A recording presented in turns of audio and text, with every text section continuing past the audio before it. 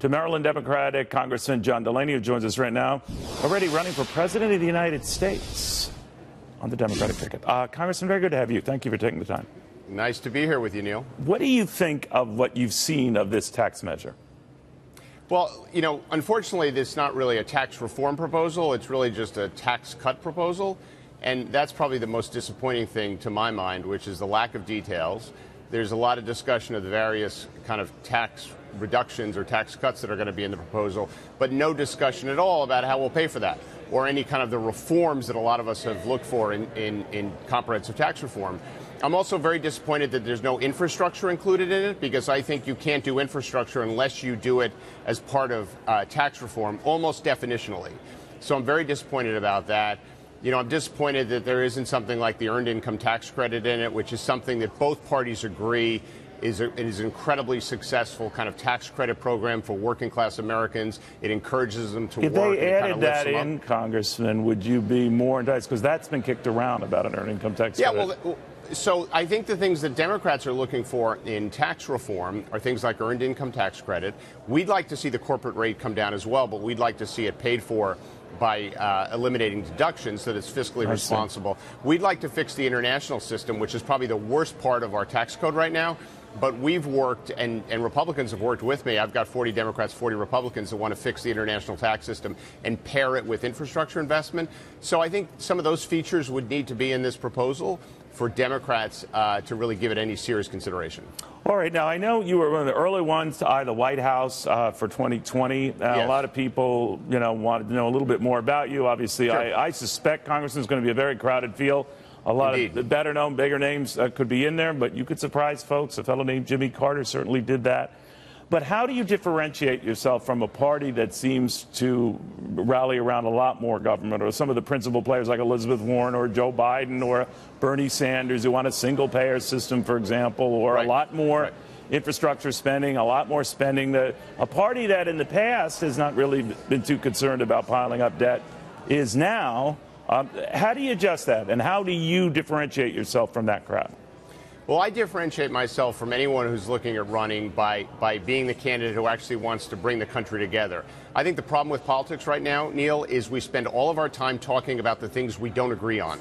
And we spend no time really talking about the things that we agree on.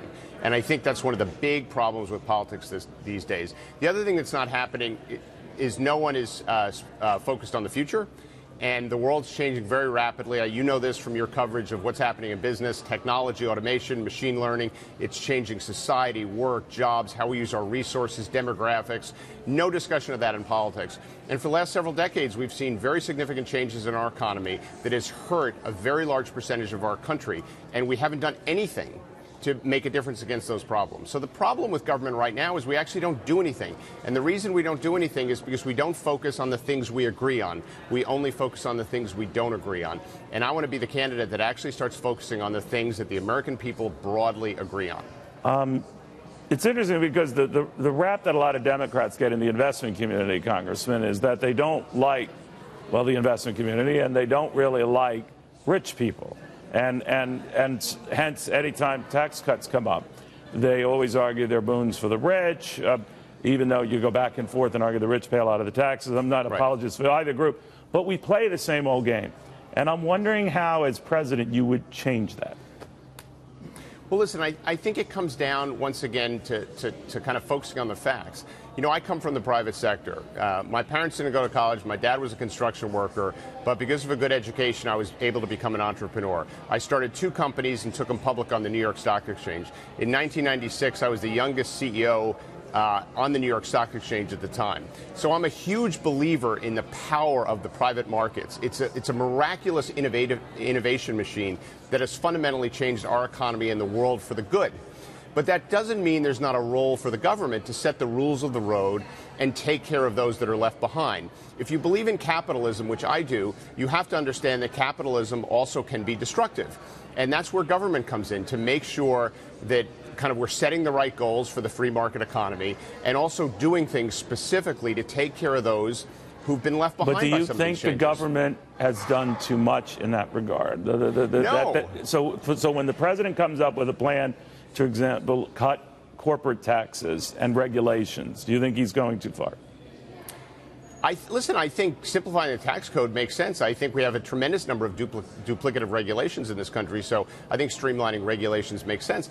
But I also think it makes sense to invest in communities and people that have been left behind. I don't think the central challenge in the economy right now, when you look forward, is a tax issue. I think the central challenge in the economy right now is a human capital issue. We have 7 million jobs in this country that are unfilled, right? There's 7 million help wanted signs in this country right now. And they're not filled because the companies can't find people with the skills. That's the skills gap issue that everyone likes to talk about. We should all agree that this is a huge problem, right? And we ought to be focusing on those things as much as we're focusing on tax reform. Listen, I'm all for tax reform. I'm all for simplifying the tax code. I'm all for making our tax code more competitive. We have a huge issue with international tax, which creates all these bad incentives for companies to keep their money overseas. There's clearly a bunch of stuff we should be doing there. We should be doing it in a bipartisan way. It should be fiscally responsible, and it should focus on the things we agree on. But we also have to focus on the fact that we have this very big human capital issue in this country right now.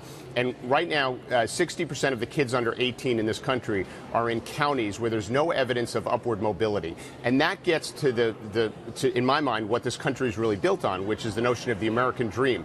So unless we're actually doing things in these communities to get jobs, bring capital, and kind of lift these people up, we're going to continue to have very big structural issues. And as change occurs, which it's going to accelerate, these problems are going to get worse. So the discussion needs to be broader than just tax reform, to my mind. All right. I'll give you this, Congressman. Unlike many of your colleagues, you take on any and all comers. You come on Fox. I think that says a lot about you and for you. Thank you, sir. I think we'll be hearing a lot more from you.